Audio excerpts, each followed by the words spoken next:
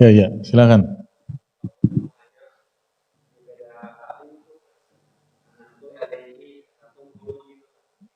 Oh.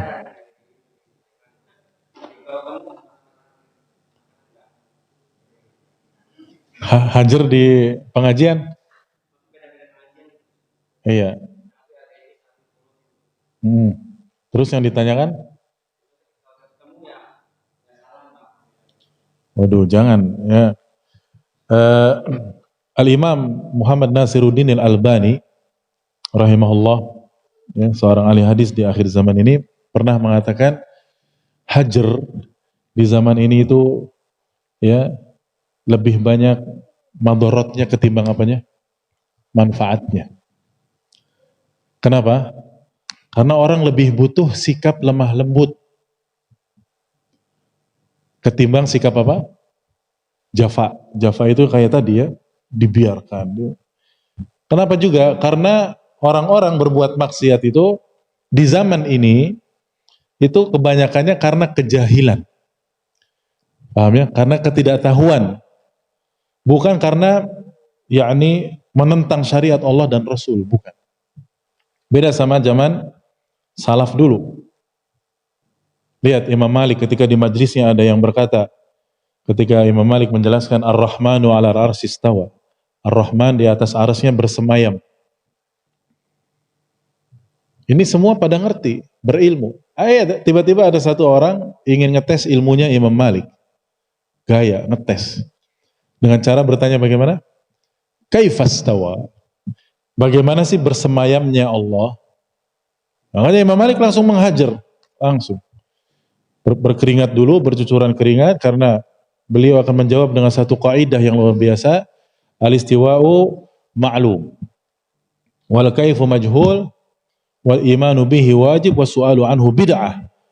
Akhriju. Ya.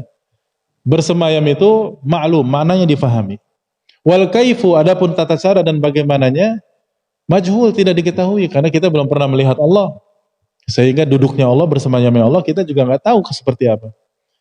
Wal imanu bihi wajib, dan beriman terhadap istiwa itu adalah wajib.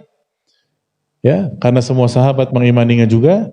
Wasu'alu anhu bid'ah, dan bertanya tentang kaif, tentang bagaimananya, ini adalah bid'ah. Ini kaidah yang terus berlangsung, kaidah tentang asma wa sifat yang terus berlaku sampai kiamat ini. Jawabannya Imam Malik. Terus apa habis itu? Akhriju, keluarkan ini orang dari majelis ini. Coba kalau antum praktekkan zaman sekarang di majelis kayak begini. Ya, misalkan ada ustadz ditanya, ya ustadz gimana sih semayamnya Allah? Akhriju misalkan. Ya ustadznya yang digotong keluar. Ya. Konyol. Jadi ya untuk orang-orang yang seperti itu kita tetap muamalahin, tidak masalah. Kita dakwahi sebisa mungkin. Tapi antum harus yakin dengan ilmu antum.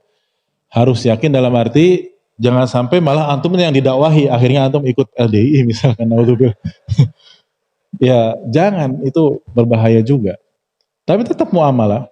Kita ya, yang penampilan kayak begini, yang akhwatnya pada pakai baju hitam, pakai cadar, di tengah-tengah masyarakat gimana? Asing. Antum berakhlak nyengir terus setiap hari, nyengir terus di depan rumah antum, tetap saja antum asing. Tetap saja antum dianggap orang asing dan aneh. Gak wajar ya, jenggotan, cingkrang, pakai jubah terus, pakai peci, yang perempuannya kayak kemah terus, ya hitam-hitam begitu. Asing, walaupun antum nyengir terus sepanjang hari, sampai gigi antum kering. Berarti harus lebih apa? Lebih berbaur di masyarakat, tidak eksklusif. Ya, jangan sudah kita dakwah kita eksklusif, ditambah akhlak kita juga makin apa? Eksklusif, bubar sudah masyarakat.